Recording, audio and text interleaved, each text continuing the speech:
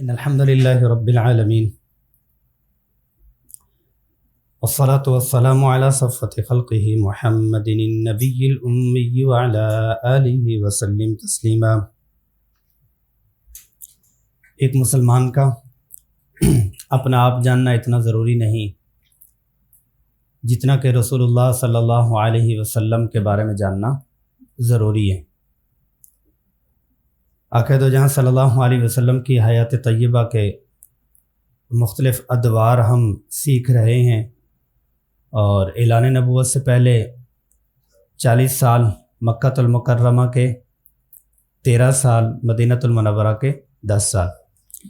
جو 40 سال ہیں وہ 1 سے 12 بچپن مبارک، 12 سے 25 نوجوانی مبارک، 25 سے 40 جوانی مبارک۔ اور جو مکہ المکرمہ کے ادوار ہیں اور عنوانات ہیں، 1 سے 3 خفیہ تبلیغ، خاموش دعوت و تبلیغ، اور 3 سے 10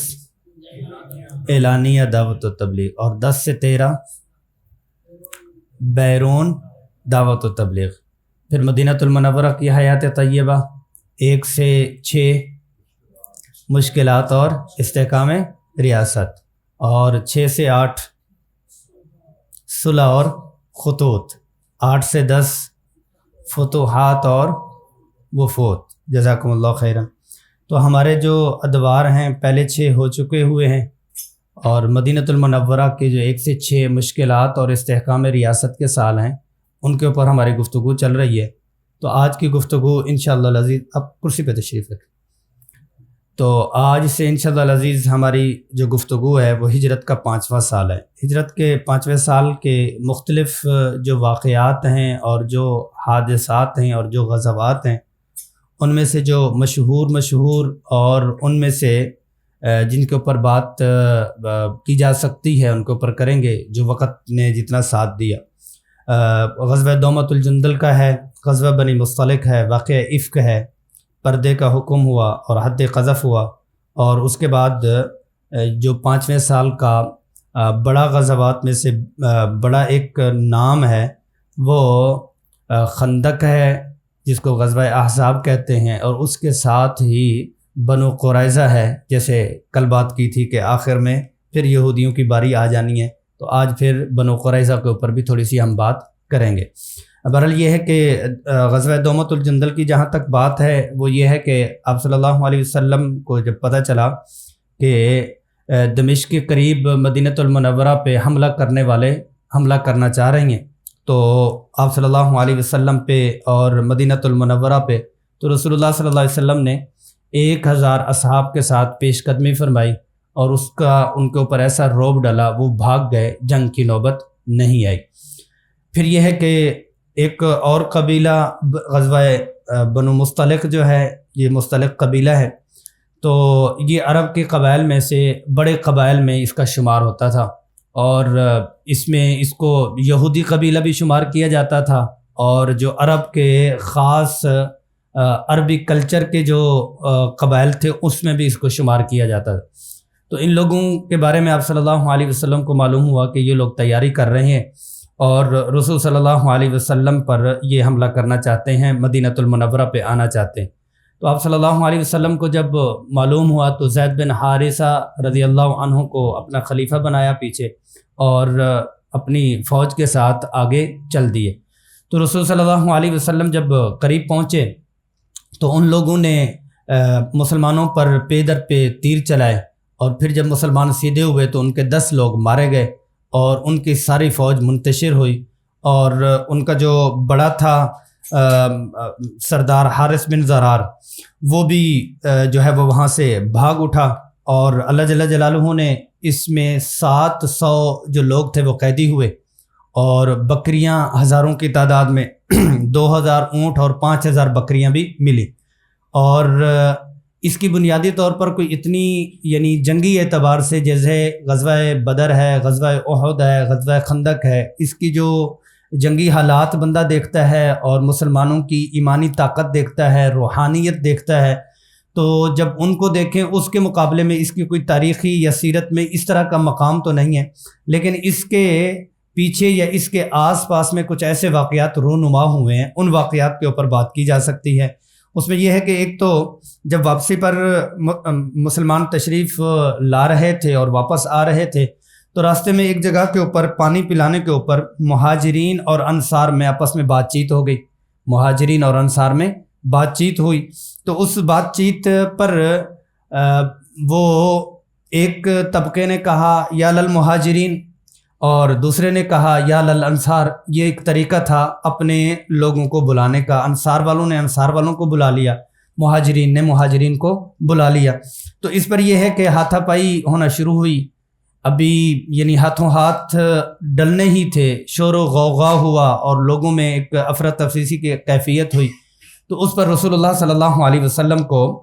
جلد ہی معلوم ہو چکا کہ یہ آپس میں اس طرح سے ہو چکے ہوئے۔ تو بہرحال یہ ہے کہ رسول اللہ صلی اللہ علیہ وسلم تشریف فرما ہوئے اور جو ہی آقا دو جہاں صلی اللہ علیہ وسلم کی گفتگو انہوں نے سنی، دونوں نے ہی، تو وہ اتنی پیاری اور اتنا بہترین انداز اور اتنی مٹھاس اس میں کہ رسول اللہ صلی اللہ علیہ وسلم نے پیار و محبت کے دریا اس میں بہا دیے۔ تو اس میں وہ شیر و شکر بن گئے اور بالکل میٹھے اور ٹھنڈے ہو گئے جیسے کہ معاملہ ہوا ہی نہیں۔ لیکن اس کے پس منظر میں ایسے ہوا کہ جو رئیس المنافقین تھا وہ ساتھ تھا۔ جیسے ایک بات کل پرسوں کے سبق میں ہم نے گفتگو کرتے ہوئے یہ بات کی تھی،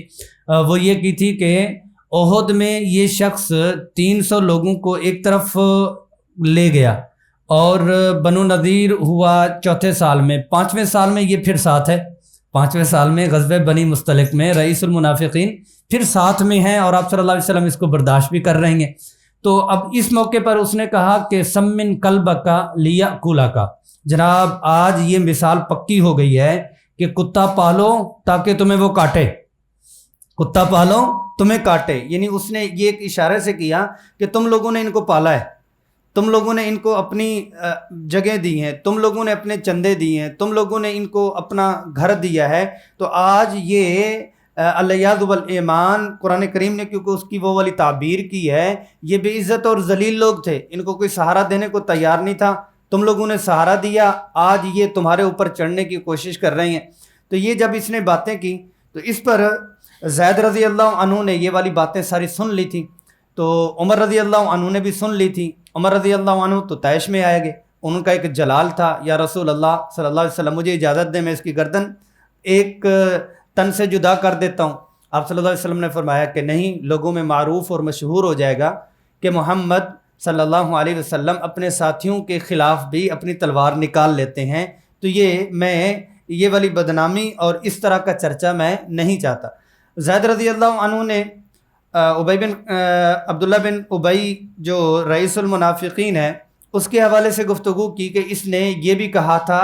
مہاجرین کے حوالے سے اور انصار کو یوں بھڑکایا تھا، تو وہیں پہ مکر گیا، کہتا جناب میں نے تو کوئی بات نہیں کی، ایویں کی جھوٹ بول رہے ہیں۔ صحابہ کی آپ صلی اللہ علیہ وسلم کی جہاں سیرت ہے، اس سیرت میں جہاں صحابہ کی سیرت کا مقام ہے وہ بھی بڑا کمال ہے کہ اس موقع کے اوپر جیسے کل گفتگو ہوئی تھی احد کے بعد حمراء الاسد پر کسی نے یوں چوں اور چیراں نہیں کیا،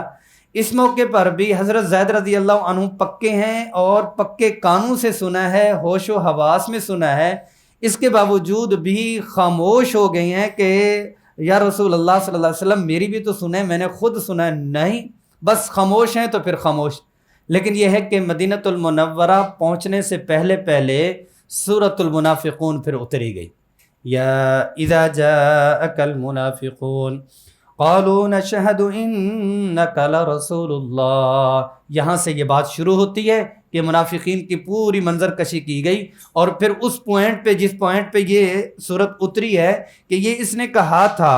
اور ان کی اپنی پوزیشنیں اور ان کا بدکنا، اس کی پوری کیفیت کو قرآن عزیز نے تعبیر کیا کہ یہ اندر کا کھوٹ ہے، اندر کی منافقت ہے، یہ رسول اور رسول صلی اللہ علیہ وسلم کے اصحاب سے کبھی یہ خوش نہیں ہیں اور خوش ہو سکتے بھی نہیں ہیں۔ ہم الذین یقولون لا تنفقوا علی من عند رسول اللہ حتی ینفضوا وللہ خزائن السماوات والارض وَلَكِنَّ الْمُنَافِقِينَ لَا يَفْقَهُونَ، جی انہوں نے کہا تھا کہ رسول صلی اللہ علیہ وسلم کے جو اصحاب ہیں ان پہ اپنا خرچ نہ کرنا، ان کو اپنا چندہ نہ دینا، ان کو فنڈ نہ دینا، ان کے اوپر انویسٹ نہ کرنا، یہاں تک کہ یہ سارے کے سارے یہاں سے تتر بتر ہو جائیں۔ اور اللہ پاک نے پھر اس کا جواب دیا کہ جناب تم بھی اللہ کے خزانوں سے کھاتے ہو۔ آگے یقولون لئن رجعنا الى المدینة لیخرجن الاعز منها الاذل وللہ العزة ولرسولہ وللمؤمنین وَلَكِنَّ الْمُنَافِقِينَ لَا يَعْلَمُونَ، جی بالکل ایسا ہی ہے کہ اس نے کہا تھا کہ ہم جب مدینہ المنورہ میں جائیں گے دودھ کا دودھ پانی کا پانی کر دیں گے، ہم ان ذلیل لوگوں کو عزت دار گھرانوں سے نکال دیں گے، اس نے کہا تھا۔ پھر اللہ جل جلالہ نے ان کو کہا کہ بھئی ان کو کہے کہ عزت ساری کے ساری اللہ کے لیے، اللہ کے رسول صلی اللہ علیہ وسلم کے لیے اور مومنین کے لیے ہے، ان کے لیے نہیں۔ بہرحال یہ ہے کہ جب یہ شخص واپس آنے لگا تو وادی عقیق جب ہم وہ دیکھ رہے تھے، مدینہ المنورہ کا جغرافیہ دیکھ رہے تھے، تو اس وقت وہ وادی میں نے دکھائی تھی۔ ابھی بھی جب آگے سلائیڈ کچھ آئیں گی تو ان سلائیڈ کے اوپر وہ وادی بھی انشاءاللہ آپ کو دکھا دی جائے گی۔ اس وادی عقیق پر بیٹا عبداللہ نام اس کا اتنا سچا مجاہد اور سچا مومن ہے کہ رسول صلی اللہ علیہ وسلم پر جان نشاور کرنے والا ہے۔ تو اس پر کیا ہوتا ہے کہ وادی عقیق میں تلوار یوں ننگی کر کے اپنے باپ کے سامنے کھڑا ہو جاتا ہے کہ تو ہوتا کون ہے کہ رسول صلی اللہ علیہ وسلم اور مہاجرین کے بارے میں یہ کہنے والا کہ وہ ذلیل ہیں اور ہم عزت والے ہیں، آج گردن اڑا دوں گا۔ اس نے کہا تجھے ہو کیا گیا ہے؟ کہا ایک شرط ہے، ایک راستہ ہے آپ کے چھوٹ کا، وہ یہ ہے کہ کہو میں ذلیل ہوں، رسول صلی اللہ علیہ وسلم عزت والے ہیں، میں ذلیل ہوں اور اصحاب رسول صلی اللہ علیہ وسلم جو مہاجرین ہیں وہ عزت والے ہیں۔ تو اس پر وہ کہہ رہا تھا کہ میں ذلیل ہوں، اتنے میں رسول صلی اللہ علیہ وسلم بھی پہنچ گئے۔ میں بھائی یہ کیا ہو رہا ہے؟ کہا کہ یا رسول اللہ تو مجھے تو حاجی نے عبداللہ نے پکڑ لیا۔ تو رسول صلی اللہ علیہ وسلم نے اس موقع پر بھی عبداللہ کو کہا کہ اپنے والد کو چھوڑو۔ یہ ایک واقعہ ہوا۔ اچھا، اس واقعے کے ساتھ اس راستے میں ہی حضرت جویریہ رضی اللہ عنہ جو حارث ہے سردار اس کا، کیونکہ 700 لوگ گرفتار ہوئے تھے، یہ کچھ لونڈیاں بن گئے تھے، غلام بن گئے تھے، تو جو خواتین ہوتی وہ باندیاں بن جاتی اور جو مرد ہوتے وہ غلام بن جاتے۔ تو اب نتیجہ یہ نکلا کہ یہ ایک صحابی ہیں آپ صلی اللہ علیہ وسلم کے ثابت بن قیس رضی اللہ عنہ، ان کے حق میں آ گئیں۔ تو انہوں نے یہ کہا کہ آپ اگر اتنے پیسے مجھے دے دے تو میں تجھے چھوڑ دیتا ہوں۔ وہ رسول صلی اللہ علیہ وسلم کے پاس آئی، آ کے کہنے لگی یا رسول اللہ صلی اللہ علیہ وسلم، بات ایسی ہے کہ میں اب مسلمان ہو چکی ہوں، میری آپ ہیلپ کر دیں، مجھے اتنے پیسے چاہیے تاکہ میں سردار کی بیٹی ہوں اور میں ان کے پاس چلی جاؤں۔ تو آپ صلی اللہ علیہ وسلم نے فرمایا کتنے پیسے ہیں؟ اتنے پیسے ہیں، ثابت بن قیس بن ثابت نے مجھے اتنے پیسے کہے ہیں تو میں آزاد ہونا چاہتی ہوں۔ آپ صلی اللہ علیہ وسلم نے فرمایا کہ ایک بہترین آپشن آپ کے پاس میں پیش کروں تو آپ کو قبول ہوگا؟ تو کہنے لگی کیا؟ رسول اللہ صلی اللہ علیہ وسلم نے فرمایا کہ وہ پیسے سارے میں آپ کے ادا کر دیتا ہوں اور تو آزاد ہو جائے گی، آزاد جب ہو جائے گی تو میرے نکاح میں آ جانا۔ اس پر اس نے کہا میں اس سے بڑی سعادت اور کیا چاہتی۔ تو وہ رسول صلی اللہ علیہ وسلم کے نکاح میں آ گئے۔ صحابہ کرام کو جب پتہ چلا کہ آپ صلی اللہ علیہ وسلم کا اس قبیلے میں حضرت جویریہ جن کا نام برہ تھا ان کے ساتھ نکاح ہوا، تو شام تک 700 جو قیدی تھے، غلام اور باندیاں بنائے تھے، صحابہ نے فرمایا کہ جس خاندان میں آپ صلی اللہ علیہ وسلم کا نکاح ہو چکا تو اس خاندان کے لوگوں کو ہم غلام نہیں بناتے، ان تمام کو چھوڑ دیا،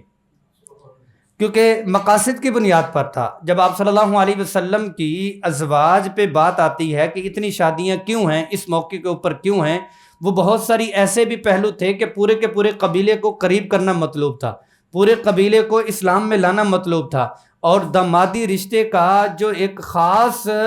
معاملہ ہوا کرتا تھا اس کو وہ لینا چاہ رہے تھے۔ تو اس دامادی رشتے کا ایک فائدہ تو یہ ہوا، عائشہ رضی اللہ عنہا فرماتی ہیں کسی خاتون نے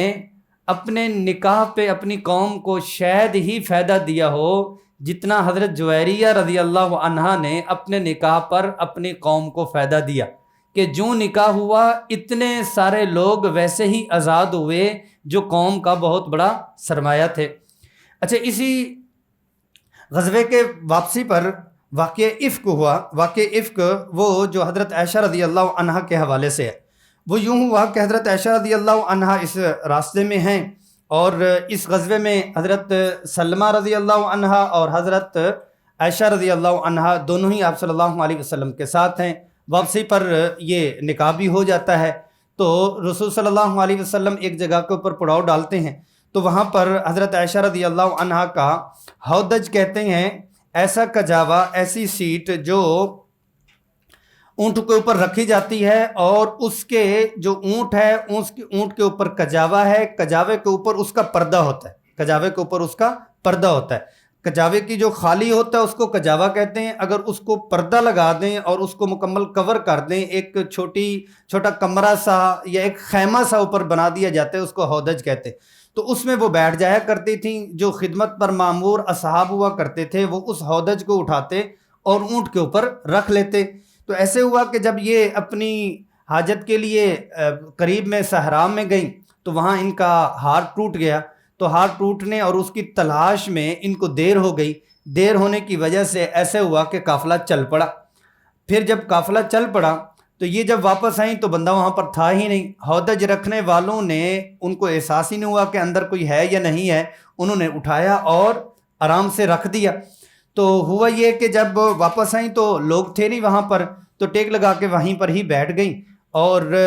عربوں کا اور قافلے کا دستور ہوا کرتا تھا، اب بھی ہوتا ہے یہی، کہ جب ایک یا دو لوگوں کو وہ ڈیوٹی لگا دیتے ہیں کہ وہ سب سے آخر میں آئیں گے، کوئی چیز اگر کوئی رہ گئی ہے تو اس چیز کو وہ سنبھال لیں گے، بھول بھلائیاں ہو جاتی ہیں تو اس کو وہ اٹھا لیں گے۔ ایسے ہوا کہ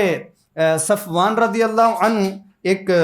صحابی ہیں، صفوان بن معطل رضی اللہ عنہ، تو وہ جب انہوں نے دیکھا کہ حضرت عائشہ رضی اللہ عنہ ہے تو پہچان لیا، کیونکہ پردہ اترنے سے پہلے انہوں نے دیکھا ہوا تھا تو پہچان لیا۔ تو حضرت عائشہ رضی اللہ عنہ جو ٹیک لگائی ہوئی تھیں، اور تو اس میں یوں تھا کہ جیسے وہیں پر ان کی آنکھ لگ گئی، یہ سو گئی تھی، تو انہوں نے جب دیکھا تو ان کو یوں لگا کہ یہ شاید اللہ کو پیاری ہو چکی ہیں، تو اونچی آواز میں جیسے دھاڑتے ہوئے کہتے ہیں انا للہ و انا الیہ راجعون، دھاڑ کے بولے انا للہ و انا الیہ راجعون، تو اس پر وہ جاگ گئیں۔ تو اس پر وہ ایک طرف ہوا کہ اماں آپ یہاں پر کیسے؟ تو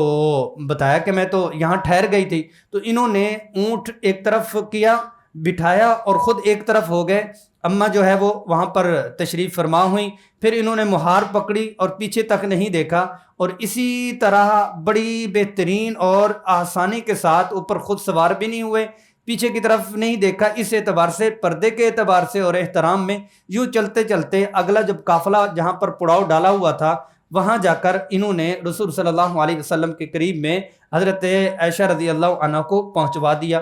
اب اس جو خدمت تھی، اس خدمت کو دوسرا رنگ عبداللہ ابن ابی نے دیا، اور ابن ابی نے جب یہ رنگ دینا شروع کیا کہ حضرت عائشہ نے مصطح کے ساتھ اکیلے میں سفر کیا اور اس کو جو ہو سکتا تھا اس سے وہ اس نے کرنا شروع کر دیا۔ اب وہاں سے یہ بات شروع ہوئی، مدینہ المنورہ میں بھی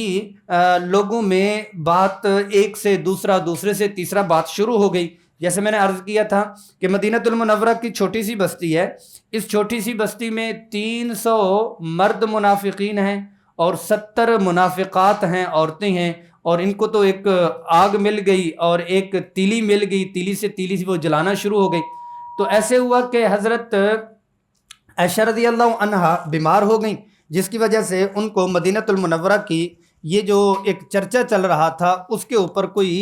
خیر و خبر نہیں تھی۔ اس خیر و خبر جب نہیں تھی تو اپنے آپ میں ہی تھی۔ 1 مہینے تک جو ہے یہ گفتگو اس طرح سے چلتی رہی۔ قریب کے جیسے حسان رضی اللہ عنہ ہیں، اور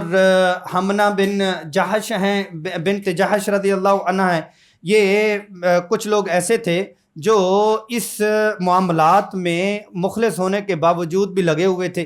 بہرحال ایسے ہوتا ہے کہ رسول صلی اللہ علیہ وسلم مختلف اصحاب سے بات چیت کرتے ہیں کہ یہ لوگ کس طرح کی باتیں کر رہے ہیں۔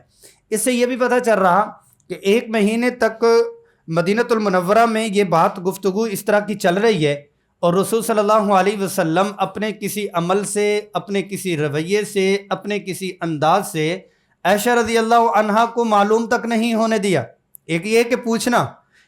کہ پوچھنا نہیں ہے، لیکن طبیعت کے اوپر ایک اثر ہوتا ہے، اس اثر کا تاثر دوسروں کے اوپر دینا ہوتا ہے، وہ تک نہیں دے رہے۔ تو ایسا ہوا کہ ایک دن حضرت عائشہ رضی اللہ عنہا ام مستح کے ساتھ صحرا میں جاتی ہیں حاجت پوری کرنے کے لیے، تو وہ جب ان کو ٹھڈا لگتا ہے، ٹھوکر لگتی ہے، تو اس ٹھوکر کے اوپر وہ کہتی ہیں کہ مستح کو برا بھلا کہتی ہیں۔ تو وہ کہتی ہیں کہ آپ ٹھوکر آپ کو لگی ہے، مستح کو برا بھلا آپ کیوں کہہ رہی ہو؟ تو اس پر کہنے لگی تو وہ تو بنتا ہی ہے اس کا۔ انہوں نے کہا کیوں بنتا ہے؟ آپ کا بیٹا ہے۔ کہا آپ کو نہیں معلوم؟ تو وہ تو آپ کے بارے میں بھی اس طرح کی غیر مناسب گفتگو کر رہا ہے، نازیبا جو ہے وہ نسبتیں کر رہا ہے۔ تو اس پر ان کو جو ہی معلوم ہوا تو نڈھال ہو گئیں، مزید پریشان ہو گئیں، مزید بیمار ہو گئی۔ گھر میں آتی ہیں تو روئی جا رہی ہیں، روتی جا رہی ہیں۔ اس پر حضرت محمد مصطفیٰ صلی اللہ علیہ وسلم سے اجازت چاہیے کہ میں اپنے گھر جانا چاہتی ہوں۔ تو آپ صلی اللہ علیہ وسلم نے فرمایا جی چلی جاؤ۔ اس پر بعد میں بیان کرتے ہوئے جو روتی تھی کہ جو میرے اوپر پہلے سے حال آیا ہوا تھا وہ تو مشکل تھا ہی تھا، لیکن آپ صلی اللہ علیہ وسلم نے جو مجھے اجازت دی، ایک نسوانی ایک فطرت ہے، اور ایک زوجہ کو اپنے بہترین زوج کے اوپر ایک ناز ہے، اس ناز پہ کہ پہلے تو میں کہتی تھی گھر جانا ہے تو آپ صلی اللہ علیہ وسلم فرماتے تھے 1 دن ٹھہر جاؤ، 2 دن ٹھہر جاؤ، پھر چلی جانا، ٹھیک ہے دیکھ لو۔ تو اب تو فوراً کہہ دیا ٹھیک ہے جانا چاہتی ہے تو چلی جاؤ۔ تو اس پر مزید میں غمگین ہو گئی کہ آپ صلی اللہ علیہ وسلم بھی شاید اندر سے ناراض ہیں۔ آپ صلی اللہ علیہ وسلم نے حضرت عمر رضی اللہ عنہ سے بات کی اور کہا کہ آپ اس بارے میں کیا مشورہ دیتے ہیں؟ تو اس پر فرمانے لگے کہ یا رسول اللہ صلی اللہ علیہ وسلم آپ پریشان کیوں ہوتے ہیں کہ ایک دفعہ نہیں کہ اللہ جل جلالہ نے کوئی ایک مکھی کو بھی اجازت نہیں دی کہ وہ آپ کے جسم اطہر پر بیٹھے، کیونکہ وہ مکھی کبھی گندگی پہ بیٹھتی ہے، کبھی وہ پاک چیز پہ بیٹھتی ہے، کبھی ناپاک چیز پہ بیٹھتی ہے، تو ناپاک مکھی کی نسبت آپ کے جسم کے ساتھ نہیں ہو سکتی۔ تو آپ کا حرم اور آپ کا بستر اور آپ کی جو یہ نسبت ہے یہ کبھی ناپاک نہیں ہو سکتی۔ عثمان رضی اللہ عنہ سے بات کی تو عثمان رضی اللہ عنہ نے فرمایا یا رسول اللہ صلی اللہ علیہ وسلم کہ اللہ جل جلالہ نے آپ کا سایہ نہیں بنایا، اس لیے کہ جہاں آپ کا سایہ لگتا اس سائے کے اوپر ہو سکتا ہے کہ کسی کا اس سائے کے ہٹنے کے بعد کسی کا پاؤں آ جاتا، تو اس سائے کا بھی احترام کیا گیا، آپ کے جسم کی اور آپ کی خاص نسبت کا احترام کیوں نہ ہوتا؟ ایسی کوئی بات نہیں۔ حضرت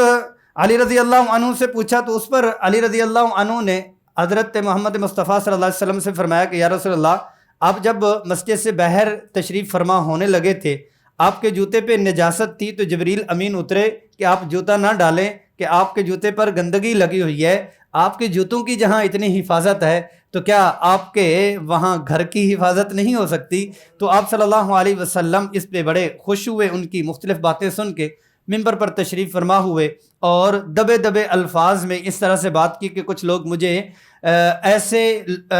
نسبتیں کر رہی ہیں جن کے بارے میں مجھے یقین ہے۔ حضرت ابو ایوب انصاری رضی اللہ عنہ اور ان کی بیوی کے حوالے سے تو کیونکہ سب سے پہلے آپ صلی اللہ علیہ وسلم انہی کے گھر میں گئے تھے، تو انہوں نے آپس میں جیسے میاں بیوی بات کرتے ہیں تو اس پر وہ جب بات کرانے لگے تو اس پر دونوں نے اپنے طور پر ایسی گفتگو کی کہ بندہ دنگ رہ جاتا ہے۔ تو وہ کہنے لگی کہ میں تو عائشہ کی مقام پہ اگر میں ہوتی تو کبھی بھی اس طرح کی نسبت نہ ہو پاتی۔ عائشہ رضی اللہ عنہا تو مجھ سے کتنی بڑی اونچی مقام والی۔ بہرحال یہ ہے کہ بخاری شریف میں آتا ہے حضرت علی سے اور حضرت اسامہ رضی اللہ عنہ سے بھی پوچھا تو اسامہ رضی اللہ عنہ نے بھی یہی فرمایا لا نعلم الا خیرا، تو خیر ہی خیر ہے، ہم تو بہتری ہی چاہتے ہیں۔ تو آپ صلی اللہ علیہ وسلم پھر جب یہ مختلف بات چیت ہو گئی تو پھر حضرت ابوبکر صدیق رضی اللہ عنہ کے گھر میں جا کر تشریف فرما ہوئے اور عائشہ رضی اللہ عنہ سے گفتگو کی، بات چیت کی۔ تو فرمایا کہ عائشہ آپ پریشان نہ ہوں کہ اللہ تبارک و تعالیٰ توبہ کرنے والوں کو پسند کرتا ہے، توبہ کرنے والوں کو پسند کرتا ہے۔ اگر غلطی ہوئی ہے تو آپ توبہ کرو، میری طرف سے کوئی پکڑ نہیں ہے۔ ہاں البتہ اتنا ضرور ہے کہ اللہ کی طرف سے جب تک وحی نہیں آتی تو تب تک میں کوئی فیصلہ نہیں کرتا۔ تو اس پر حضرت عائشہ رضی اللہ عنہ نے حضرت ابوبکر صدیق رضی اللہ عنہ کو اشارہ کیا کہ آپ جواب دیں، خاموش کہا کہ میں جواب نہیں دے سکتا آپ کی طرف۔ ام رمان والدہ کی طرف اشارہ کیا کہ آپ جواب دیں، تو وہ بھی فرمانے لگی میں جواب نہیں دے سکتی۔ تو اس پر حضرت عائشہ رضی اللہ عنہ نے فرمایا کہ کچھ لوگوں میں منفی بات ہے اور کچھ لوگوں میں مثبت بات ہے۔ تو ایسا ہے کہ جو حضرت ایوب علیہ السلام نے فرمایا تھا فصبر جمیل، تو بس میں صبر ہی کرتی ہوں، میں اللہ پہ چھوڑتی ہوں کہ اللہ جل جلالہ ہی میرے بارے میں جو فیصلہ کریں گے اللہ کریں گے، نہ میں ہاں کہتی ہوں میں نہ کہتی ہوں، میرا معاملہ اللہ کے ساتھ ہے، میرا بھی کسی اور کے ساتھ نہیں۔ ابھی یہ بات ختم ہوئی تھی، محفل ختم نہیں ہوئی تھی، بات ختم ہوئی تھی، محفل ختم نہیں ہوئی تھی۔ یہ سورۃ نور نکالیے، محفل ختم نہیں ہوئی تھی، آپ صلی اللہ علیہ وسلم کے اوپر کپ کپی طاری ہوگی، جو وحی کی خاص ایک کیفیت ہوا کرتی تھی وہ طاری ہو گئی۔ شدید ٹھنڈ سردی کا موسم ہے، رسول اکرم صلی اللہ علیہ وسلم وہاں پر تشریف فرما ہے اور پسینہ موتیوں کی طرح بن بن کے نیچے گر رہا ہے، اور رسول صلی اللہ علیہ وسلم ان کی وحی لے رہے ہیں۔ جو ہی آپ صلی اللہ علیہ وسلم نے وحی مکمل سماعت فرما لی اور تلقی فرما لی تو آپ صلی اللہ علیہ وسلم کا چہرہ کھلکھلاتا ہوا اور حضرت عائشہ رضی اللہ عنہ کی طرف توجہ فرمائی اور مبارک دی کہ آپ کو بہت مبارک ہو، اللہ جل جلالہ نے آپ کی برات کا اعلان کر دیا۔ ان الذين جاءوا بالافك عصبة منكم لا تحسبوه شرا لكم، 10 آیات اتری ہیں حضرت عائشہ رضی اللہ عنہا کی برات، تفصیل کے ساتھ ہے، اور اس میں اللہ جل جلالہ نے بتایا سبحانک ھذا بہتان عظیم۔ تو آپ لوگوں نے پہل میں اس کو ان کی زبانوں کی جو بات تھی ان کے منہ کے اوپر مار دینی تھی، آپ نے کہہ دینا تھا کہ بہتان عظیم ہے، یہ کیسے ہو ہی نہیں سکتا، کیونکہ بہرحال آپ صلی اللہ علیہ وسلم کی زندگی کو اللہ جل جلالہ نے امت کے لیے ایک نمونہ بھی بنانا تھا، امت کے لیے ایک نمونہ بنانا تھا، اور صحابہ کرام رضوان اللہ علیہم اجمعین کی زندگی سے امت کے لیے بہت سے ایسے پہلو دکھلانے تھے، ان پہلوں کی گفتگو بھی تو ہونی تھی اور ان کے لیے نمونہ اور مثال بھی تو بنانا تھا۔ تو یہ اس طرح سے یہ بات ہوئی۔ عائشہ رضی اللہ عنہا بعد میں اتنی زیادہ فخر کیا کرتی تھیں کہ بنی اسرائیل میں جب یوسف علیہ السلام کی بات آئی تو ایک بچے نے گواہی دی، اور جب میری بات آئی تو پھر اللہ جل جلالہ نے خود سے گواہی دی۔ اس پہ فخر فرمایا۔ تو پھر 4 لوگ تھے یہ جو صحابہ کرام رضوان اللہ علیہم اجمعین میں سے، ان کو حد قذف جو تہمت لگائی جاتی ہے تو وہ اگر سچی نہ ہو یا تو اس کے اوپر گواہی اور دلیل دی جاتی ہے، یا پھر یہ ہے کہ ان کو 80 کوڑے مارے جاتے ہیں۔ تو ہجرت کے 5ویں سال اسی سال میں ان 4 لوگوں کو 80 کوڑے بھی مارے گئے۔ بہرحال یہ ہے کہ اس میں جو میرے اور آپ کے لیے سیکھنے کی چیز ہے اس واقعے سے، وہ سیکھنے کی چیز یہ ہے، ایک تو یہ ہے کہ گھریلو زندگی ہے، ایک یہ ہے گھریلو زندگی ہے، وہ کسی بھی سماج سے تعلق رکھنے والی گھریلو زندگی ہو، وہ پنجاب سے ہو یا یہ ہے کہ وہ قبائل سے ہو یا وہ عرب معاشرے سے ہو یا وہ یورپ کے معاشرے سے ہو، کہ شک کی بنیاد پر، صرف موبائل کے استعمال کی بنیاد پر یا صرف تانے بانے کی بنیاد کے اوپر کلاشن اٹھا لینی اور طلاق بول دینا اور شک کی بنیاد پر اپنے گھروں کو برباد کر لینا، ایسا نہیں ہے۔ مکمل تحقیق ہے، 1 مہینہ 1.25 مہینہ صرف اسی میں ہی بڑے تحمل اور بردباری اور سارے امور دوسرے بھی سر انجام ہوتے رہے اور یہ معاملہ چلتا رہا اور آپ صلی اللہ علیہ وسلم صبر فرماتے رہے۔ سمجھنے کی چیز ہے، وہ ایک پہلو یہ بھی ہے فقہ السیرہ کا کہ آپ صلی اللہ علیہ وسلم نے اکیلے نے جن احساسات، جذبات اور جن کیفیات سے اکیلے محمد مصطفیٰ صلی اللہ علیہ وسلم نکلے ہیں اور ان سے گزرے ہیں، ان تمام احساسات، جذبات، کیفیات سے پوری کی پوری امت نے گزرنا تھا۔ یعنی امت میں سے کوئی بھی شخص، پوری کی پوری امت جن احساسات سے گزر رہی ہے، آپ میں سے بھی اگر کوئی کھڑا ہو جائے کہ میں ابھی اس کیفیت میں اور اس حالت میں گزر رہا ہوں، اس حالت کو فوراً جو ہے وہ سیرت طیبہ کی وہ حالت آپ کو مل جائے گی کہ اس پوزیشن میں اکیلے رسول صلی اللہ علیہ وسلم گزرے ہیں جس میں پوری امت نے گزرنا تھا۔ تو اس موقع پر علماء نے یہ لکھا ہے کہ بڑے سے بڑا تحمل والا، بڑے سے بڑا سمجھدار، جو یہ ایک اللہ نے حسین سے حسین رشتہ بنایا، جو مضبوطی میں آئے تو پہاڑوں سے بھی زیادہ مضبوط ہے، اور جب ٹوٹنے پہ آئے تو کچے دھاگے سے بھی زیادہ یہ کمزور ہے، کچے دھاگے سے زیادہ کمزور ہے، اور مضبوطی پہ آئے تو پہاڑوں سے بھی زیادہ مضبوط ہے۔ یہ اتنا حسین رشتہ جو بنایا گیا ہے، اس کی کیفیت میں بڑے بڑے بکھر جاتے ہیں، آپے سے باہر ہو جاتے ہیں۔ تو ان کے لیے رسول اللہ صلی اللہ علیہ وسلم کو بھی نمونہ بنانا تھا، تو اس پر آپ صلی اللہ علیہ وسلم وہاں سے گزرے اور میرے لیے اور آپ کے لیے صبر اور گھر کو چلانے کا ایک بہترین نمونہ پیش کر کے چلے گئے۔ بہرحال یہ ہے کہ اس کے بعد ایک اور واقعہ جو آتا ہے وہ یہ آتا ہے کہ ابو بکر صدیق رضی اللہ عنہ، حضرت مستہ رضی اللہ عنہ جو خالہ زاد ہیں، تو آپ رضی اللہ عنہ اس کے اوپر خرچ کیا کرتے تھے، راشن دیا کرتے تھے اور خیر خبر لیا کرتے تھے۔ بچپن سے والد چلے گئے تھے، یتیمی کی حالت میں ان کو پالا تھا، تو جب وہ بھی ملوث پائے گئے تو قسم کھا لی کہ میں اب ان کو اس طرح کی جو پہلے ان کی خدمت تھی وہ خدمت دوبارہ نہیں کیا کروں گا۔ تو اس پر قرآن عزیز نے یہ تنبیہ کی، وَلَا يَأْتَلِ أُولُو الْفَضْلِ مِنْكُمْ وَالسَّعَةِ أَنْ يُؤْتُوا أُولِي الْقُرْبَى وَالْمَسَاكِينَ وَالْمُهَاجِرِينَ فِي سَبِيلِ اللَّهِ وَلْيَعْفُوا وَلْيَصْفَحُوا أَلَا تُحِبُّونَ أَنْ يَغْفِرَ اللَّهُ لَكُمْ وَاللَّهُ غَفُورٌ رَحِيمٌ۔ اس میں اللہ جل جلالہ نے یہ فرمایا کہ آپ یہ نہیں چاہتے کہ اللہ تمہیں معاف فرماویں۔ جب یہ چاہ رہے ہو کہ اللہ تمہیں معاف فرماویں تو پھر تم بھی درگزر کرو اور تم بھی معاف کرو لوگوں کو۔ اس پر اپنی قسم کا کفارہ ادا کیا، اور فرمانا فوراً کفارہ ادا کرنے کے بعد جو میرا راشن چل رہا تھا، ان کی خدمت جو چل رہی تھی، اس سے بھی بہتر پھر دینا شروع کر دیا۔ یہ بھی میرے اور آپ کے سیکھنے کے لیے ہے کہ اپنی جو فیصلے ہیں وہ اپنی جگہ ہیں، لوگوں کی خدمت کرنے کے لیے اپنے ذاتی جذبات اور احساسات کو ایک طرف رکھا جائے اور اس میں بھی دین اور شریعت کو دیکھا جائے تو اس میں برکات ہوتی ہیں۔ بہرحال یہ ہے کہ غزوہ خندق کا 5ویں سال کا، ہجرت کے 5ویں سال کا ایک بڑا جو معرکہ ہوا ہے وہ غزوہ خندق ہے۔ یہ دار ابی بکر مسجد نبوی سے، یہ یہاں سے وہ یہ مسجد نبوی کا جو اس وقت کی بستی ہے اس کا یہ نقشہ آپ کے سامنے پیش کیا گیا۔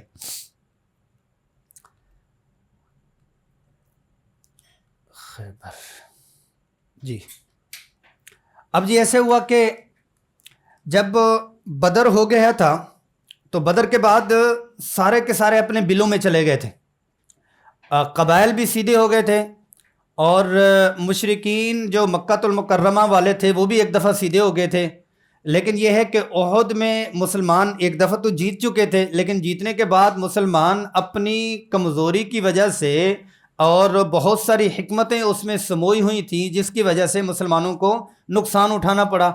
اس نقصان کا ایک نقصان یہ ہوا کہ سب کے سر کھڑے ہو گئے،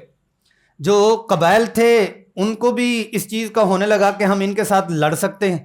اور جو مشرکین مکہ تھے وہ بھی ہر چیز کے لیے تیار ہوتے تھے کہ ہم مسلمانوں کے اوپر اپنا حملہ کر سکتے ہیں۔ تو پھر یہ ہوا کہ جیسے میں نے آپ کو پہلے بتایا تھا کہ شروع اسلام سے لے کر اب تک جو اسلام کے اوپر حملے کروائے جاتے ہیں یا کیے جاتے ہیں، ان کے پیچھے تھوڑا سا کھریدیں گے تو آپ کو یہودی ملیں گے۔ آپ قادیانیوں کے پیچھے بھی جب کھریدیں گے تو آپ کو یہودی ملیں گے۔ تو کیا ہوا، بنو نذیر والے 1 سال پہلے آپ صلی اللہ علیہ وسلم نے ان کو چھٹی کرائی کہ چھٹی ہو جائی، اور وہ خیبر میں چلے گئے۔ تو بنو اس کے نذیر کے جو بڑے تھے وہ سلام ابن ابی الحقیق ہیں، حیی بن اخطب ہیں، اور کنانہ بن ربیع ہیں، یہ بڑے سردار ہیں۔ یہ تینوں جاتے ہیں، یا ان میں سے حیی بن اخطب جاتا ہے مکہ المکرمہ، ان کو جا کے کہتا ہے کہ دیکھو ہم آپ کو مال دیں گے اور آپ کے ساتھ جو یہودی قبیلے ہیں ان کو بھی ساتھ میں کر لیں گے، تو لہٰذا یہ ہے کہ مسلمانوں کو اوپر اس طرح سے مل کے ایک حملہ کرتے ہیں، اسلام اور اسلام کا دعویٰ کرنے والے اے ٹو زیڈ سب کو ایک دفعہ ختم کر دیتے۔ تو مشرکین تو پہلے اس چیز کو تیار تھے، اور انہوں نے بھی بھانپ لیا کہ افرادی قوت ہمارے لیے کون بنیں گے، افرادی قوت ہمارے لیے کون بن سکتے ہیں۔ تو بہرحال یہ ہے کہ یہ قبیلہ غطفان کے پاس گئے، بڑا قبیلہ تھا، اور پھر گئے بنو سلیم کے پاس گئے، پھر بنو قریظہ کے پاس گئے، کیونکہ بنو قریظہ والوں نے پہل میں تو ان کو کہا کہ ہم کسی صورت میں آپ کے ساتھ نہیں ہو سکتے، لیکن جب مدینہ المنورہ میں فوجیں چڑھ آئی تھیں تب بنو قریظہ والے بھی ان کے ساتھ ہو گئے تھے۔ بہرحال یہ ہے کہ ایسا ہوا کہ ان درویشوں کو پتہ چل گیا، اور یہ ہوا کہ یہ بہت سارے قبائل ہیں، تقریباً 10 سے 12 عرب کے تمام قبائل، جو یہودی قبائل بھی، عرب قبائل بھی، اور مکہ المکرمہ کے سب کا اتحاد ہو گیا۔ اس وقت کا نیٹو بن چکا ہوا تھا کہ مسلمانوں کو ختم کر دیں اور ان کو کچل دیں، تو اس پر تیاری ہوئی۔ آپ صلی اللہ علیہ وسلم کو معلوم ہوا کہ 10,000 کا لشکر جرار مدینہ المنورہ پر حملہ کرنے کو آ رہا، تو اس پر آپ صلی اللہ علیہ وسلم نے پھر سے ایک میٹنگ بلائی اور اس میں بات چیت کی کہ بھئی کیا کیا جائے۔ سلمان فارسی رضی اللہ عنہ نے یہ ایک مشورہ دیا، وہ مشورہ یہ تھا کہ آپ ایسا کریں کہ خندق کھود لیتے ہیں، اور اس میں ہمارے جو فارس میں اس طرح سے اپنی حفاظت کی جاتی ہے۔ اب آپ دیکھیں گے کہ مدینہ المنورہ 3 حصوں سے محفوظ ہے، جیسے آپ کو میں نے پہلے عرض کیا تھا 3 حصوں سے کیسے محفوظ ہے کہ ایک طرف یہ وہ ہے جبل عیر ہے، یہ بھی ساری آبادی ہے، اور سارا جس کو کہتے ہیں پہاڑوں کا سلسلہ ہے، اور یہ ایک ہی ہے۔ دوسری طرف سے یہ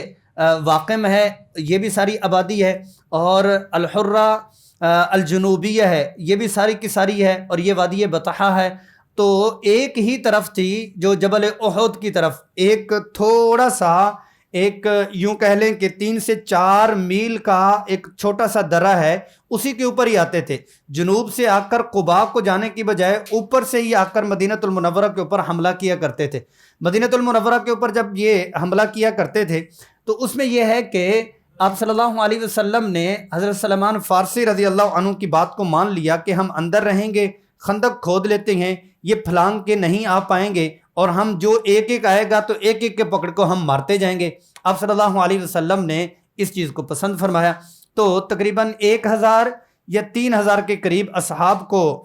لایا گیا۔ یہ تقریباً 3.5 میل بنتا ہے، 5,000 ہاتھ ہے، اور عرض اس کا جو ہے وہ تقریباً وہ بنتا ہے 15 فٹ بنتا ہے، اور جو اس کی جو گہرائی ہے وہ 7 سے 8 ہاتھ بنتی ہے گہرائی۔ ہاں، عرض جو ہے وہ تقریباً 9 ہاتھ ہے، تو تقریباً یہ 15 فٹ کے قریب جا کے بنے گی، یا 20 فٹ کے قریب، اور گہرائی بھی تقریباً اتنی ہی بنتی ہے۔ اب پہاڑی سلسلہ ہے، 3.5 میل، اتنی بڑی پوری خندق ہے، پورا کا پورا روڈ ہے، یہ پورا کا پورا روڈ ہے، زمین بھی نہیں ہے، اور آپ صلی اللہ علیہ وسلم نے 10 کو 10 فٹ دیے 10 آدمیوں کو کہ آپ کھودنا شروع کرو، تو یہ ان درویشوں نے 4 دن میں کھودی ہے۔ آج بھی نہیں کھودی جا سکتی، کچھ روایت میں 6 دن آتے ہیں، 4 دن میں۔ سوچنے پہ تیار نہیں ہوں گے، موجودہ دور میں ابھی موجودہ ٹیکنالوجی کے ساتھ بھی اتنی نہیں کھودی جا سکتی۔ معجزہ تھا آپ صلی اللہ علیہ وسلم کا اور اصحاب کا، اور ان کے پاس آلات کیا تھے۔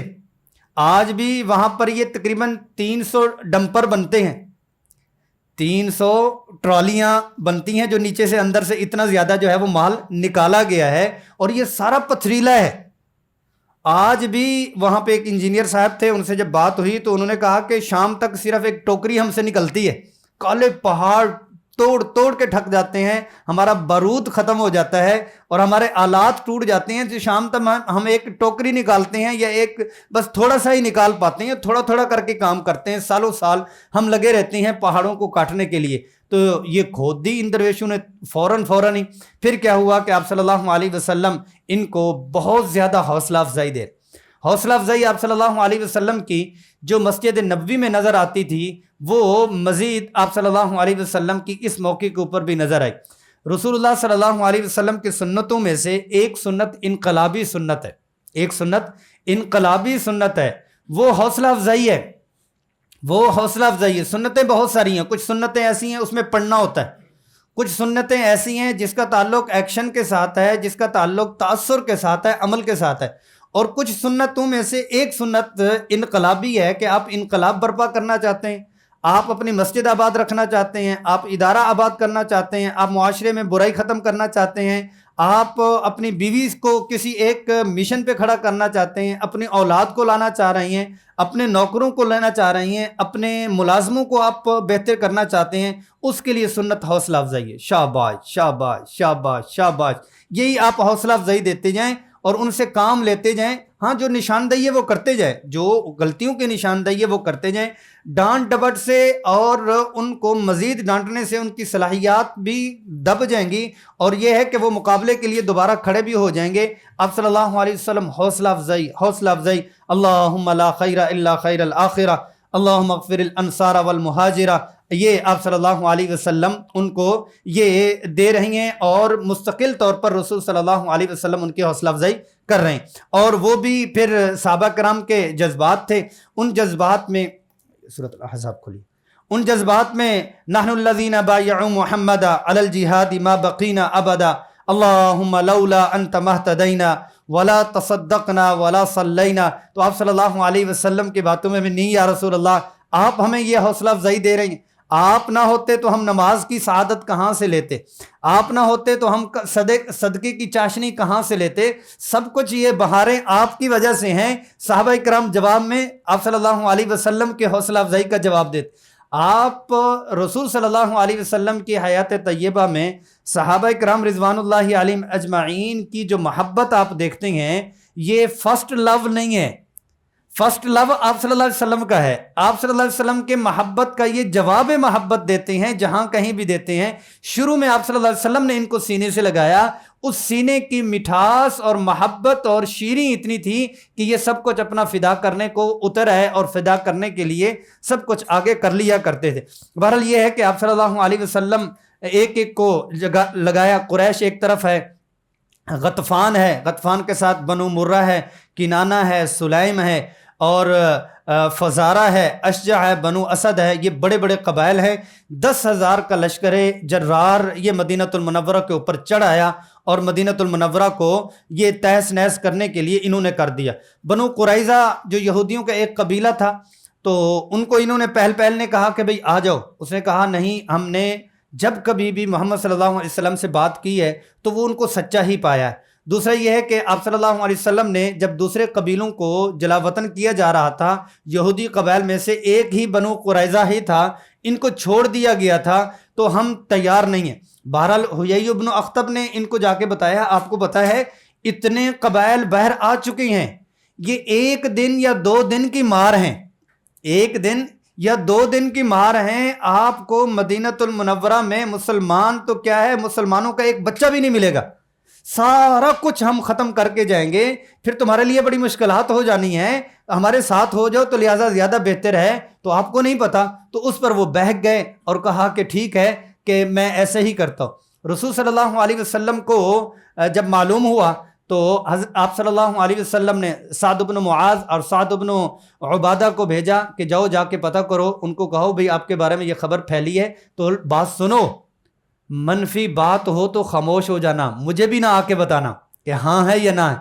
ہاں ہو تو ہاں کر دینا، نہ ہو تو چپ کر کے آ کے بیٹھ جانا۔ جنگی حالت میں ہیں، جو منفی باتیں ہیں وہ پھیلایا نہیں کرتے، جو مثبت باتیں ہیں، خیر کی باتیں ہیں، وہ پھیلایا کرتے ہیں۔ یہ گئے جناب والا، انہوں نے کہا بھائی کون سا معاہدہ؟ پھر کہا کہ محمد صلی اللہ علیہ وسلم نے کہا، کہتے بھائی کون محمد، کون سی باتیں آپ کر رہے ہو؟ تو یہ خاموش ہو گئے، چپ کر کے آپ صلی اللہ علیہ وسلم کے پاس آ گئے اور خاموشی سے بیٹھ گئے۔ ادھر سے مسلمانوں نے اپنی تمام خواتین کو ایک قلعے میں بند کر دیا، اور حضرت حسان رضی اللہ عنہ ان دنوں میں بیمار تھے، چلنے کے اور کمزوری اتنی تھی، قابل نہیں تھے کہ آگے جائیں، بس ایک انہی کو چھوڑ دیا اور باقی خواتین ہی خواتین ایک قلعے میں وہ بند ہوں گی مضبوطی کے ساتھ۔ اب یہ ہوا کہ جنگ جو ہے وہ شروع ہونے والی ہے۔ ادھر سے جب وہ آئے اور بڑی دناتے ہوئے پہنچے تو وہاں پر دیکھتے ہیں تو یہاں معاملہ ہی کچھ اور ہے، آگے خندق ہے، آ ہی نہیں سکتے،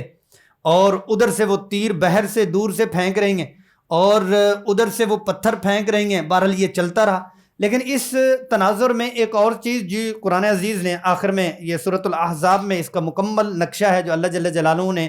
تصویر اس کی پیش کی ہے اور اس کی حقیقت جو ہے وہ پیش کی ہے، تو اس پر منافقین کے حالات بھی تھے۔ منافقین نے جب دیکھا تو ان بیوتنا عورہ، تو جو بھی بہانہ بناتا آپ صلی اللہ علیہ وسلم اس کو چھٹی دے دیتے، تو اس پر سارے ہی کہتے کہ جناب جو بھی جاتا ہے اس کو ہاں ہو جاتی ہے، آپ صلی اللہ علیہ وسلم اکیلے سے بات کرنی ہے، کان میں بات کرتا میرے، آپ صلی اللہ علیہ وسلم فرماتے ٹھیک ہے۔ دوسرا آتا میرے گھر میں، میری بچیاں، میرے گھر کی دیواریں چھوٹی ہیں، مجھے جانا ہے، آپ صلی اللہ علیہ وسلم فرماتے ٹھیک ہے۔ جس کو کہتے جو چھٹی لیتا گیا آپ صلی اللہ علیہ وسلم ان کو چھٹی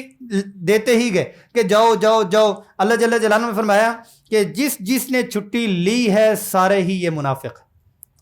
سارے ہی یہ منافق ہیں۔ اور جب انہوں نے بڑے لشکر جرار دیکھے، منافقت اندر تھی، ڈر گئے، بھاگ کے چلے گئے، اور جو منافقین نہیں تھے ایمان والے تھے، جتنا جتنا لشکر بڑا ہوتا گیا ان کے سامنے اتنا اتنا ایمان ان کا بڑھتا گیا۔ وما زادہم الا ایمانا وتسلیما، کہ ان کے ایمان بڑھتے گئے اور ان کا جو اسلام تھا وہ مضبوط ہوتا گیا۔ بہرحال یہ ہے کہ 28 دن تقریباً مشرکین اور مومنین کے درمیان میں یہ مارکا چلتا رہا۔ ایک دن ایسا ہوا کہ ان کے جو بڑے بڑے لوگ تھے وہ آگے، اور ایک چھوٹی سی جگہ ایسی تھی جس میں تھوڑا سا وہ کھودنا مکمل طور پر نہیں ہوا، اس پر وہ اپنے گھوڑوں کو پھلانگ کے آگے۔ اس میں ایک تو خالد بن ولید ہیں، اور عمر بن عاص ہیں، زرار بن خطاب ہیں، اور عبد ود ہیں، عمر بن عبد ود ہے۔ تو دوسرے جو دو تھے وہ تو بھاگ گئے، اور عمر بن عبد ود جو ایسی وہاں کی پرسنالٹی اور شخصیت ہے، یہ خرانٹ قسم کا بابا تھا، 90 سال اس کی عمر ہے، اور مشرکین میں یہ اتنا معروف تھا کہ یہ 1000 کے برابر ہے، یہ 1000 لوگوں کے برابر ہے۔ غزوہ بدر میں اس نے یہ قسم کھا لی تھی کہ جب تک میں خون کا بدلہ نہیں لوں گا تب تک نہ میں نہاؤں گا اور نہ میں سر پہ تیل لگاؤں گا۔ تو یوں سمجھ لیں غزوہ دوسرے سال میں ہوا، اس کو نہائے ہوئے اور تیل لگائے ہوئے 3 سال ہو گئے، اور اتنی اس کا جس کو کہتے ہیں طاقت یہ کہ یہ اپنے گھوڑے کو پھلانگ کے دوسری طرف پہنچ گیا، دندنانا شروع ہوا کہ کسی میں دم ہے تو آئے میرے سامنے، کسی میں دم ہے تو آئے میرے سامنے، من یبارزنی، ایسے لہرایا تو آپ صلی اللہ علیہ وسلم کے سامنے علی رضی اللہ عنہ کھڑے ہو گئے، انا لہو یا رسول اللہ۔ تو آپ صلی اللہ علیہ وسلم فرمایا کہ فَإِنَّهُ عَمْرٌ، کہ عمر ہے، عمر ابن عبدود ہے، عمر ابن عبد ود ہے، تو وَإِن كَانَ، اگرچہ ہو، میں بیٹھ جاؤ، بٹھا دیا۔ دوسری دفعہ وہ دندن آیا، علی رضی اللہ عنہ پھر کھڑے ہو گئے، تیسری دفعہ پھر وہ دندن آیا تو علی رضی اللہ عنہ پھر کھڑے ہو گئے۔ تو آپ صلی اللہ علیہ وسلم نے وہی لفظ دہرایا تھا کہ بھائی ٹھیک ہے، لیکن وہ دیکھو سامنے کون ہے، عمر ابن عبد ود ہے، تو وَإِن كَانَ یا رسول اللہ، مجھے آپ جانے دیں۔ فرمایا جاؤ۔ اب ایسے ہوا کہ وہ اپنے گھوڑے کے اوپر تھا، اپنے گھوڑے کے اوپر تھا، اور علی رضی اللہ عنہ پیدل گئے، اور انہوں نے اپنا جو ایک سمپل سا لباس ہے وہ ہے، اور اس ظالم نے لوہے کا خود پہنا ہوا ہے، اس لوہے کے خود کے اندر پتھر کا خود ہے، اور پورا کا پورا جسم اپنا لوہے کے ساتھ اس نے اپنا کور کیا ہو۔ علی رضی اللہ عنہ پہلے پہنچے، کہا کون ہو؟ تو انہوں نے اشعار پڑھے کہ میں علی بن ابی طالب ہوں، اور مجھے میری ماں نے اس لیے آج کے دن کے لیے پیدا کیا تھا۔ تو کہا بھتیجے چل جا، نکل جا، تو چھوٹا سا پتر آ گیا، چھوٹا آ گیا، یہاں سے نکل جا، چلے جاؤ یہاں سے۔ تو کہا نہیں میں تو نہیں جاؤں گا، کہا کہ میں بچوں کے ساتھ اور چھوٹوں کے اوپر اپنی تلوار نہیں نکالتا ہوتا، تو ادھر سے چلا جا۔ تو علی رضی اللہ عنہ نے مزید اشعار پڑھے اس کو مزید برانگیختہ کرنے کے لیے، لیکن یہ ہے کہ وہ نہیں آ رہا تھا، غصے بھی نہیں ہو رہا تھا۔ علی رضی اللہ عنہ فرمایا کہ اچھا یہ بتاؤ کہ یہ سنا ہے کہ آپ یہ کہتے ہو کہ میں کہیں ہوں، کوئی بندہ میرے سامنے 3 باتیں رکھے، 3 باتوں میں سے ایک بات کو تم ضرور مانتے ہو۔ کہتے بالکل آج بھی میری وہی بات ہے کہ میں کہیں کھڑا ہوں، کوئی بندہ آ کے 3 کوئی چیزیں کہے کہ مجھے یہ دے دو، مجھے یہ دے دو، مجھے یہ دے دو، ان تینوں میں سے ایک بات میں ضرور مانتا ہوں اور ان کی اوپر میں عمل بھی کرتا ہوں۔ تو علی رضی اللہ عنہ نے کہا کہ یہ اس بات پہ پکے ہو؟ کہا میں پکا ہوں۔ کہا ٹھیک ہے پھر اسلام قبول کرو، ایک بات۔ کہتے اسلام قبول نہیں کروں گا۔ اچھا پھر یہ ہے کہ چل یہاں سے دوڑ جا، پیچھے چلا جائے، یہاں سے نکل جا یہاں سے۔ کہتے وہ بھی نہیں کہوں گا۔ کہتے 2 ہو گئی؟ ہاں۔ کہتے تیسری یہ ہے کہ پھر میرے ساتھ لڑ۔ چل تیسری یہ ہے کہ پھر میرے ساتھ لڑائی کر۔ تو ایسے دن دناتا ہوا نیچے اپنے اس سے گھوڑے سے اترا۔ کہا اچھا اس آسمان کے نیچے ایسا کوئی شخص بھی پیدا ہو چکا ہے جو مجھے یہ دعوت دے کہ میرے ساتھ لڑ۔ تو اس غرور اور تکبر میں سب سے پہلے اپنے گھوڑے کی جو ٹانگیں تھیں یوں ماری اس کو، وہیں پر ہی گھوڑا اس کی ٹانگیں کٹ گئی۔ کہا کہ اب میں یہاں پہ کھڑا ہوں، اب میں یہاں پہ کھڑا ہوں، تمہارا ڈھیر لگا کے جاؤں گا، تمہارا ڈھیر لگا کے جاؤں گا۔ یوں کر کے علی رضی اللہ عنہ کے اوپر اس نے وار کیا، اس کا وار لگا اور علی رضی اللہ عنہ کے پیشانی کے اوپر اس کا ایک کونا جو ہے وہ لگا۔ تو علی رضی اللہ عنہ نے اس کو ڈھال کے ساتھ روکا، اس نے ڈھال کو کاٹا، ڈھال کو کاٹ کے ڈھال 2 ٹکڑے ہو گئی تھی، جو ایک سپورٹ کے لیے واقعہ اس کو عربی میں کہتے ہیں، وہ ٹوٹ گئی تھی، ٹوٹ کے اور علی رضی اللہ عنہ کے ماتھے اور پیشانی کے اوپر اس کی نوک لگی، لیکن انہوں نے اپنا سر نیچے کر لیا۔ نیچے کرنے کے بعد یوں کروٹ لی، کروٹ لینے کے بعد اللہ اکبر کر کے یوں انہوں نے اپنی تلوار چلائی۔ اللہ اکبر کر کے تلوار کیا چلائی کہ اس تلوار نے اس کی ڈھال کو کاٹا، اس کا جو خود اس نے پہنا ہوا تھا لوہے کا اس کو کاٹا، جو اندر پتھر کا تھا اس کو کاٹا، اس کی کھوپڑی کے 2 ٹکڑے کیے، یہاں تک آدھی کمر تک تلوار چلی گئی۔ وہیں پر ڈھیر ہو گیا، وہیں پر ڈھیر ہو گیا۔ اور علی رضی اللہ عنہ نے وہاں پر تکبیر کی آواز لگائی، اور اتنی بات دیکھنی ہی تھی کہ زرار بن خطاب اور پھر جو تھا عمرو بن العاص اور حبیرہ جو ہیں وہ تو ویسے ہی بھاگ گئے، وہاں سے بھاگے، اور آگے کو جب بھاگنے لگے وہاں پر علی رضی اللہ عنہ کے عمر بن الخطاب رضی اللہ عنہ کے بارے میں آتا ہے کہ حبیرہ وہ کہنے لگا، جب وہ گرا تو وہ کہنے لگا کہ بھائی میں شریف آدمی ہوں، شریفوں کی طرح میرے ساتھ لڑنا اور مجھے مارنا، مجھے ذلیل نہ کرنا۔ اس نے کہا کہ پھر تو اندر ہی رہے۔ عمر رضی اللہ عنہ گئے کہ اس نے اوپر اونچا کہا کہ میں شریف خاندان کا ہوں، شریفوں کی طرح میں لڑتا ہوں۔ اس نے کہا کہ پھر تم اندر ہی رہو، چھلانگ لگائی اور اس خندق کے اندر ہی عمر رضی اللہ عنہ نے اس کا کام تمام کیا۔ لیکن اس کے باوجود بھی جب یہ 28 دن ہو چکے ہیں یا ہونے کو ہیں یا 27 دن ہو چکے ہوئے ہیں، لیکن آپ صلی اللہ علیہ وسلم کو انصار کا بہت خیال ہے، انصار کا بہت خیال ہے کہ اتنے دن ہو چکے ہیں، 3 دن کا فاقہ ہے، 4 دن کا فاقہ ہے، انصار 3000 کے قریب بہر ہیں، خواتین پیچھے اکیلی ہیں، اور بنو قریظہ نے پیچھے سے حملہ بھی کر دیا، اور حملہ ایسے کیا کہ ایک یہودی انہوں نے بھیجا تھا اس کے لیے جاسوسی کے لیے، تو صفیہ رضی اللہ عنہا جو آپ صلی اللہ علیہ وسلم کی پھپھو ہیں، تو انہوں نے کہا حضرت حسان سے کہ ایک یہودی ہے جا کے جاسوسی کرے گا تو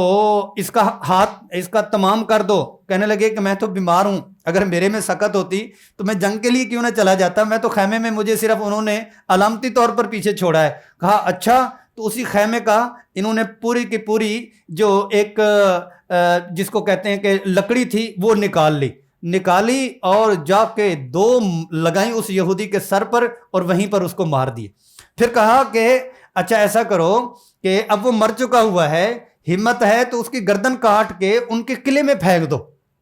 اس لیے کہ ان کو یہ پتہ چلے کہ یہاں پیچھے اتنے مرد ہیں کہ ہمارے ایک بندے کی گردن اتار کے وہ پھینک کے چلے گئے ہیں، پھر وہ جرت نہیں کریں گے۔ تو حسن رضی اللہ عنہ کہنے لگے میرے اندر تو بالکل ہمت نہیں ہے اور میں اٹھ بھی نہیں سکتا ہوں، خواہ کوئی بات نہیں ہے۔ صفیہ رضی اللہ عنہ خود گئی ہیں اور گردن اس کی کاٹی ہے اور اس کا جو سر ہے اٹھا کے ان کے خیمے میں ڈالا ہے، ان کی ہمت تک نہیں ہوئی۔ اچھا مسلمان جتنے بہر گئے ہیں اتنے انہوں نے اپنے قلعوں میں بھی جنگجو چھوڑے ہوئے ہیں۔ تو یہ صحابہ خواتین ہوا کرتی تھیں، اتنی بہادر ہوا کرتی۔ بہرحال یہ ہے کہ آپ صلی اللہ علیہ وسلم نے سعد بن معاذ اور سعد بن معاذ اس کو عبادہ رضی اللہ عنہ کو بلایا، کہا کہ دیکھو اتنی دیر ہو چکی ہے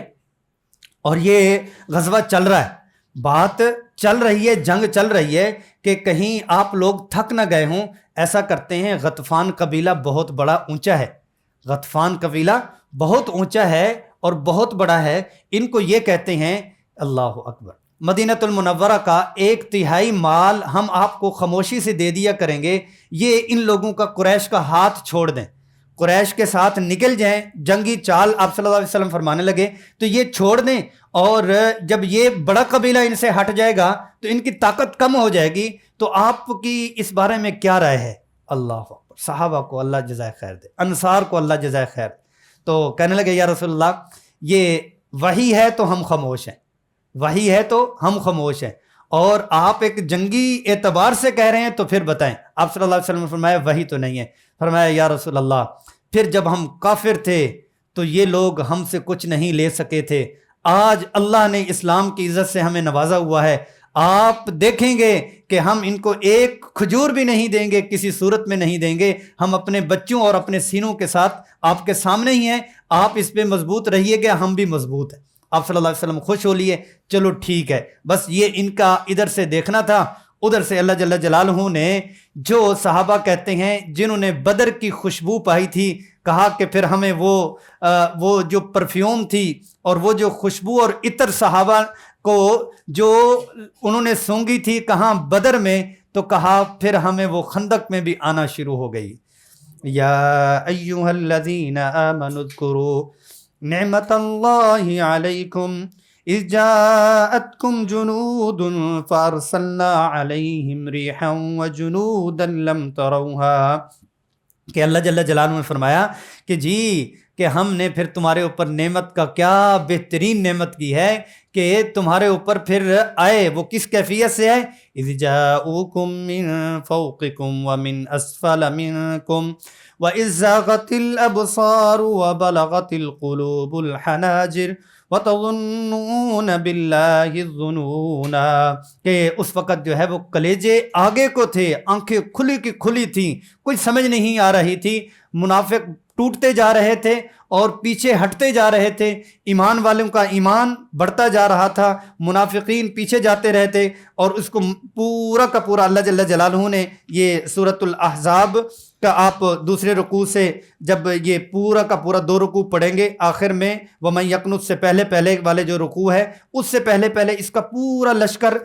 پورا جو منظر کشی ہے وہ اللہ جل جلالہ نے فرمائی۔ تو اس میں صحابہ کرام رضوان اللہ علیہم اجمعین بہت خوش ہوئے، اوپر سے اتنی تیز ہوا آئی، اتنی تیز بارش آئی، تھمنے کا نام ہی نہیں رہے تھی،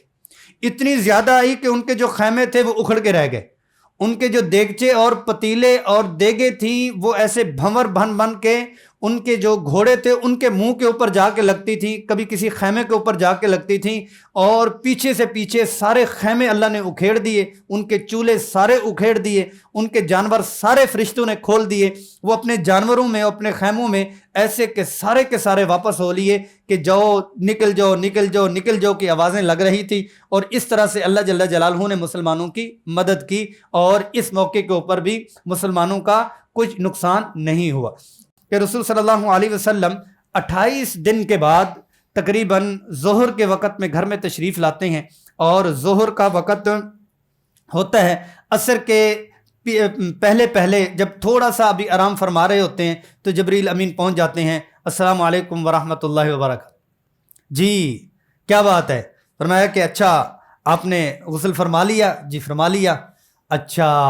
کپڑے اتار لیے؟ جی میں نے جنگی لباس اتار لیا۔ تو کہنے لگے ابھی تک ہمیں فرشتوں کو اللہ کی طرف سے اجازت نہیں ملی کہ ہم جنگی لباس اتاریں. کیا ہوا؟ بنو قریظہ چلنا ہے، بنو قریظہ چلنا ہے، جی چلنا ہے. آپ صلی اللہ علیہ وسلم نے اعلان کیا. صحابہ کرام نے بہت ساروں نے ابھی لباس نہیں اتارا تھا. فرمایا کہ ہم میں سے سب نے جا کر عصر کی نماز بنو قریظہ میں پڑھنی. تو جیسے سیرت طیبہ میں جہاں رسول اللہ صلی اللہ علیہ وسلم کی محبت آشکار ہوتی ہے، وہاں صحابہ کرام رضوان اللہ علیہم اجمعین کی بھی. احد پہ کتنا بڑا دھچکا لگا، دوسرے دن تیار ہے، اور یہ 28 دن پورا مہینہ اور کس کیفیت میں صحابہ کرام ہیں، اور ایک مہینہ مکمل جنگی کیفیت کے ہونے کے ساتھ چند گھنٹے بھی گھر میں نہیں گزارے، بنو قریظہ کے لیے چلے جاتے ہیں اور ایک مہینہ وہاں پر رہتے ہیں، ایک مہینہ وہاں پر رہتے ہیں. اور وہاں پر جب ان کا محاصرہ کرتے ہیں تو اس پر سارے کے سارے ان کا جو تنگ کر دیتے ہیں محاصرہ، اور ان کے جب درخت وغیرہ کاٹنا شروع کرتے ہیں اور ان کے کھانا راشن جب بند کر دیا تو پھر انہوں نے کہا کہ جو ہمارے لیے ہو، کیونکہ اس سے پہلے جو بنو نذیر والے تھے ان کو صرف جلا وطن کر دیا گیا تھا، کیونکہ انہوں نے اعلانیہ طور پر جو کیا تھا کہ اعلانیہ طور پر مسلمانوں کے خلاف کی تھی. کہا کہ سعد بن معاذ رضی اللہ عنہ وہ ہمارے یہاں فیصلہ کریں گے. سعد بن معاذ کی والدہ ان کو کہہ رہی تھی کہ چلے اب چلیں. عائشہ رضی اللہ عنہ بھی فرماتی ہیں کہ ان کی جو زرہ تھی وہ عموماً یہ ہوا کرتی تھی کہ اوپر سے مکمل طور پر یہ لباس پہنا جاتا تھا جس میں پورے کے پورے بازو بھی جو لوہے کی زنجیر ہوتی ہے اس کی یہ جیکٹ سی بنی ہوتی تھی، لیکن ان کے پاس جتنی بھی تھی وہ صرف اس سینے کے اوپر تھی، بازو کے مکمل ڈھانکے ہوئے نہیں تھے. تو تیر لگا یا ان کو دور سے جو ہے وہ نیزہ لگا جس پہ یہ بہت شدید زخمی ہو گئے تھے. آپ صلی اللہ علیہ وسلم نے ان کے لیے خیمہ مسجد نبوی میں لگا دیا ہوا تھا کہ لوگ عیادت کے لیے بھی آئیں اور ان کی تیمارداری بھی ہوتی رہے. تو انہوں نے کہا کہ وہ آئیں اور جو وہ فیصلہ کریں گے ہم اس فیصلے کے اوپر راضی ہیں، ہم ان کی ہر بات کو مانیں گے. سعد بن معاذ رضی اللہ عنہ آئے اور فرمایا کہ بھائی ایسا ہے کہ جو ان کے جنگجو نوجوان ہیں سب کو قتل کر دیا جائے، اور جو خواتین اور دوسرے ہیں ان کو قیدی بنا دیا جائے، اور جتنا مال و متاع ہے اس کو مال غنیمت بنا دیا جائے. آپ صلی اللہ علیہ وسلم نے فرمایا کہ آپ نے تو قرآنی فیصلہ سنایا ہے، آسمانی فیصلہ سنایا ہے. قرآن عزیز بھی اترا، قرآن عزیز نے بھی فرمایا کہ بالکل بہترین یہ فیصلہ ہوا ہے اور اسی طرح ہی ہونا چاہیے تھا. اور اس موقع کے اوپر کیونکہ حیی بن اخطب جو ہے وہ بنو نذیر کا بڑا ہے، بنو نذیر کا بڑا ہے، اس نے یہ کہا تھا کہ دیکھو اگر ہم ہار گئے تو میں دوبارہ آؤں گا اور تمہارے ساتھ آ کے رہوں گا. اب اس کو یہودیوں کے پاس بنو قریظہ کے پاس رہنا پڑا تھا. حیی بن اخطب کو پکڑا گیا اور ذبح کیا گیا. اس پر اس نے یہ کہا تھا کہ یقیناً ایسا ہی ہے کہ ہماری کتابوں میں ہی لکھا ہوا ہے کہ ایسا ہوگا، نبی آخر الزمان تشریف لائیں گے اور ایک طبقہ ایسا ہوگا جو ان کی بات نہیں مانے گا اور ان کا جو عہد و پیمان ہوگا اس کو وہ پامال کرے گا، اور جو یہودیوں کا بڑا سردار ہوگا اس کو مذبح خانہ میں لایا جائے گا اور اس کو ذبح کیا جائے گا. اس نے سارا کچھ کہا کہ ہمیں بالکل پتہ تھا اور ہم نے جان بوجھ کے ان کی بات کو نہیں مانا، یہ اللہ کے رسول ہیں، یہ اللہ کے رسول ہیں. وہ جتنا بھی، کیونکہ اس میں بھی وہ یہودیت مار رہا تھا، اس میں بھی وہ یہودیت دکھا رہا تھا، لیکن ان کا علاج رسول صلی اللہ علیہ وسلم نے فرمایا اور اس کو بھی وہیں پر ہی ذبح کیا گیا. اور اس طرح سے یہ لوگ جو ہے یہاں سے ان کا صفایا ہوا. پھر یہ اگلے جو حالات و واقعات ہیں وہ خیبر کے ہیں. خیبر میں یہ یہودیوں کے ساتھ جو ہوا وہ آگے ہوتا رہے گا. تو سیرت طیبہ کے ہمارے جو ادوار ہیں 5 سال اور 8 مہینے تک یہ مشکلات کے سال ہیں. اس کو شبہ المکہ کہا جاتا ہے. شبہ المکہ میں ایسے ہے کہ جیسے مکۃ المکرمہ میں حالات و واقعات مشکلات تھے مسلمانوں کے اوپر، ایسے ہی مدینۃ المنورہ میں بھی تقریباً 5 سال اور 8 مہینے، اس کو مکمل طور پر ہم 6 سال ہی کہہ دیتے ہیں کہ 6 سال تک تھے. تو سیرت طیبہ کے 3 ادوار ہم نے سیکھے ہیں. 3 ادوار میں سے جو پہلا دور ہے وہ 40 سال 1 سے 12، 25 سے 40، 1 سے 12 کا کیا نام ہے؟ بچپن مبارک. 12 سے 25 اور 25 سے 40 جزاکم اللہ خیر. 13 سال 1 سے 3 خاموش دعوت و تبلیغ، 3 سے 10 اعلانیہ، 10 سے 13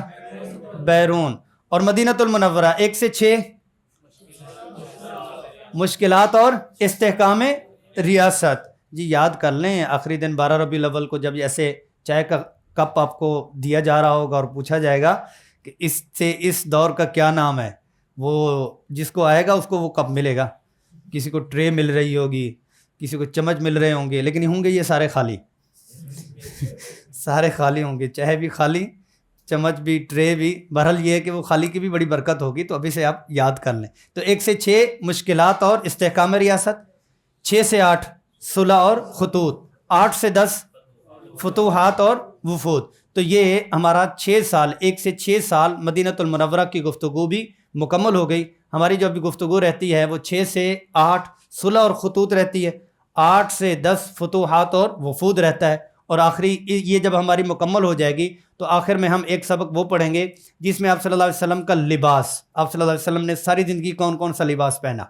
ساری زندگی آپ صلی اللہ علیہ وسلم نے کون کون سے کھانے کھائے اور کون کون سا پانی پیا, کون کون سے شربت پیے, اس پہ مستقل ہمارا سبق ہوگا. اور آپ صلی اللہ علیہ وسلم کی ڈیلی روٹین صبح سے شام تک, آپ جاتے ہیں بوس کی جی روٹین کیا ہے, صبح سے شام تک کیا کرتے ہیں, تو آپ صلی اللہ علیہ وسلم کی ڈیلی روٹین یہ والے بھی اسباق ہوں گے. آج کا جو سیرت طیبہ کا سبق ہے وہ ہمارا مکمل ہوا. ہمارے یا رب لک الحمد کما ینبغی لجلال وجهک وعظیم سلطان. یا اللہ یا کریم یا رحیم یا مولا یا ذی الجلال والاکرام, ہم سب کے تمام گناہوں سے درگزر فرما. ہم سب کی زبانوں پر قرآن اور حدیث کے الفاظ جاری فرما. قرآن کے نور سے ہمارے چہروں کو منور فرما. قرآن کے جو علوم کے چشمے ہمارے سینوں پر جاری فرما. ہمارے قرآن کو ہمارا دنیا کا ساتھی بنا, موت کا ساتھی بنا, قبر کا ساتھی بنا, حشر کا ساتھی بنا, دنیا میں پل پل ہر لمحے اور ہر پل کا قرآن کو ساتھی بنا. یا اللہ یا کریم یا رحیم, اس کے برکات سے ہمیں گھروں میں خوشحالی نصیب فرما. ہمارے آبا و اجداد میں سے, رشتہ داروں میں سے, جاننے والوں میں سے, نانی نانا میں سے, دادی دادا میں سے, اساتذہ کرام میں سے, مشائخ میں سے, جو بھی اس دنیا سے جا چکے ہیں تمام کی قبروں کو جنت کا باغ مرا. مولانا اکمر صاحب کے علوم کو مزید بڑھا. یہاں جتنے بھی معاونین منتظمین سیرہ کے ہیں تمام کو غیب کے خزانوں سے مالا مال فرما. مولانا احسان صاحب, جواز صاحب, سلمان صاحب, زید حسین صاحب, اور جتنے بھی یہاں پہ عرفان صاحب ہیں, براق صاحب ہیں, کاشف بٹ صاحب ہیں, عمیر صاحب ہیں, منتظمین, معاونین, میڈیا کے لوگ سارے لگن سے کام کر رہے ہیں, تمام کو آپ صلی اللہ علیہ وسلم کی محبت نصیب فرما. وانت المستعان وعلیک البلاغ ولا حول ولا قوة الا باللہ العلی العظیم. صلی اللہ تعالی علی خیر خلقہ محمد وعلی آلہ وصحبہ اجمعین برحمتک یا ارحم الراحمین.